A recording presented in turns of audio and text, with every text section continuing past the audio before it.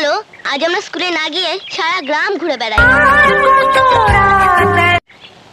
ভালো কথা, বইগুলো দাও, এগুলোকে এক জায়গায় লুকিয়ে রাখবো, রেখে আমরা দুজনে ঘুরতে যাব। চলো। হ্যাঁ, তোমার ঘুরতে যাওয়া হচ্ছে না? ঢং করো তুমি, ঢং। দাঁড়াও, তোমার দিচ্ছি। তোমার মাকে রাখ। তারপর দুজনে দেবের পরাঞ্জয় গান শুনতে শুনতে যায়। এই মুহূর্তে মঙ্গল পান্ডে এখানে চলে আসে দুটো রেফারি নিয়ে এবং পুকুরটা ঝাঁট দেওয়ার কথা বলে। দুজনে এখানে গল্প করতে করতে যায় এবং মঙ্গল পান্ডের বলে ওদেরকে ডাকতে বলে। শিমুল পালুর প্যান্টে সটকে দেয়। উলুলুলু লেগেছে, ধুনাতে দেবো। প্রেম করার সময় মনে ছিল না?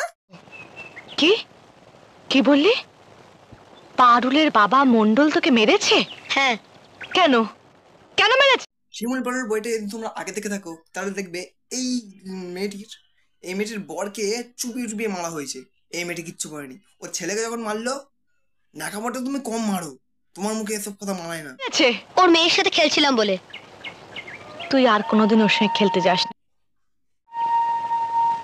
ওর বাবা মানুষটা ভালো নয়। পারুলের সাথে না মিশলে আমি থাকবো কিভাবে? নাকামো, কি ক্রিঞ্জ! পারুলের সাথে না মিশলে ও খেতে পারবে না, ও হাগতে পারবে না, বিড়ি খেতে পারবে না।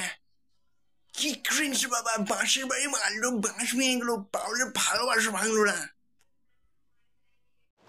আমার মুখের উপর কথা।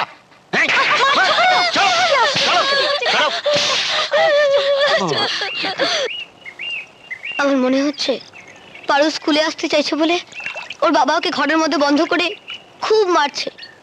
আমার একটা ছোট্ট প্রশ্ন আছে, এই দূরদৃষ্টি সম্পূর্ণ এলিয়েনটা পৃথিবীতে এলো কি করে? পারুল, কাঁদিস না মা, কাঁদিস না সোনা, কেঁদো না। কোন টেকনোলজিতে জানতে পারতেছে এগুলো? না ফোনে না চিঠিতে, কি করে জানতে পারছে?